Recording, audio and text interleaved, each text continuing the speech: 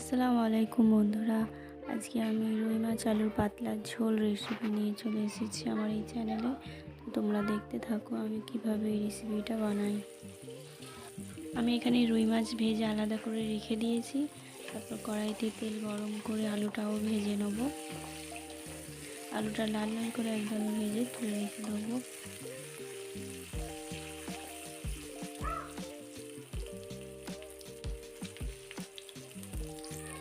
আলুটা তুলে নিয়ে ওই তেলেতেই ফোড়ন দেবো, জিরে ফোড়ন, শুকনো লঙ্কা, তারপর পেঁয়াজ দিয়ে পেঁয়াজটাও ভালো করে লাল করব।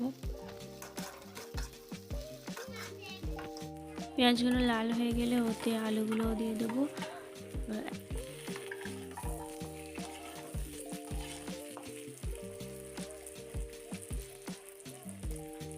পেঁয়াজ আর আলু একসাথে ভালোভাবে নেড়ে ওতে মশলাগুলো দিয়ে দেব।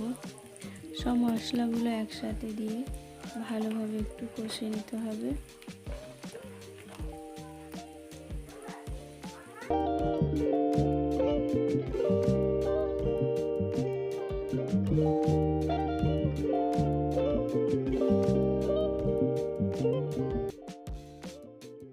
একটু ভালোভাবে নাড়াচাড়া করে ওতে টমেটোগুলো দিয়ে দেবো।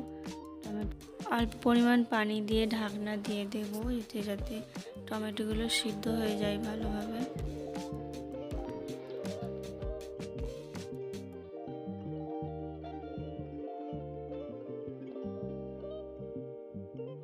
টমেটোগুলো সব নরম হয়ে গেছে, তো ভালো করে নাড়াচাড়া করে নেব।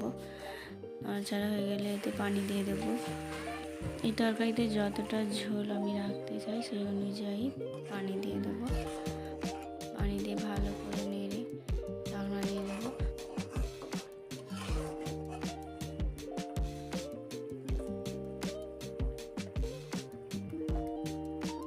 আর আমি প্রথমে নুন দিতে ভুলে গেছি, তো নুনটাও দিয়ে দেবো পরিমাণ মতো। তারপর মাছ ভাজিগুলো দিয়ে দেবো।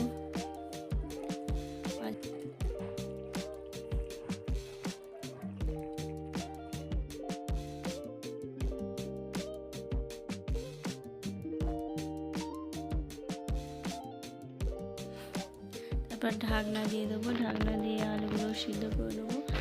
দেখো আমার